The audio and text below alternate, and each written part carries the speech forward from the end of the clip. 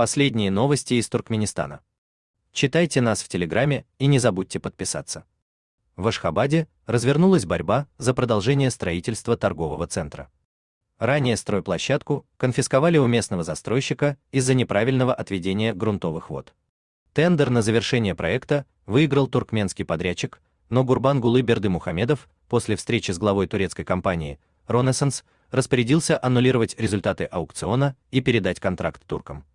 Причем за сумму намного выше, чем если бы объект построили туркменские фирмы.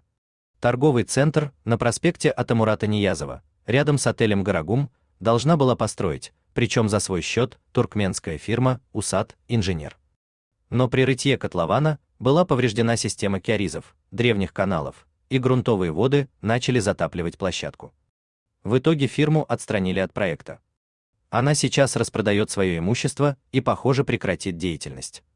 Тем временем история со строительством продолжается. Как стало известно Turkmen News, в ноябре прошлого года Центральный банк Туркменистана провел тендер среди отечественных компаний, которые готовы были продолжить возведение торгового центра за 180-200 миллионов долларов. По некоторым данным, выиграла фирма Аджаиб Бина.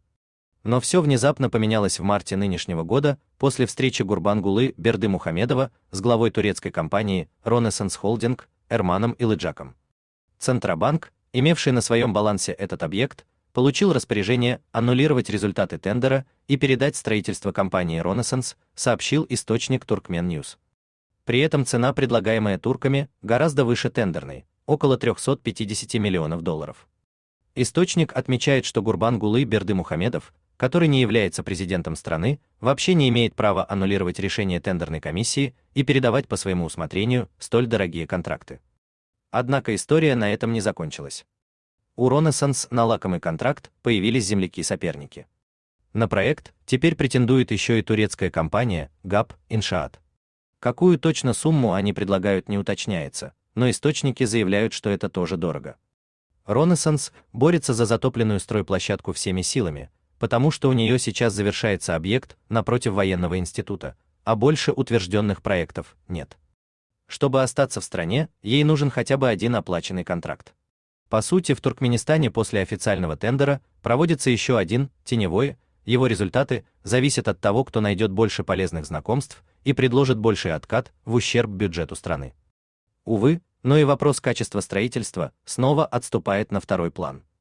Сможет ли подрядчик грамотно отвести грунтовые воды и возвести прочный фундамент, уже мало кого волнует. Из-за такого подхода новые здания и объекты в Туркменистане регулярно разрушаются. Так, недавно в Ашхабаде снесли школу номер 135, на которой образовалась трещина почти сразу после постройки. Год назад пошли трещинами новый торговый центр, Ашхабад Молл и прилегающий жилой комплекс, а чуть позже просела ведущая к нему эстакада. Дорожной развязке на пересечении проспектов Атамурата Ниязова и Сапар-Мурата Туркменбаши за 2 года дважды требовался ремонт. И даже строительство нового города Аркадак, названного в честь того самого Гурбангулы Бердымухамедова, также велось с нарушениями. У вас есть новость, и вы готовы ею поделиться? Пишите нам в секретном чате Телеграма. Мы никогда не раскрываем свои источники и гарантируем вам полную анонимность.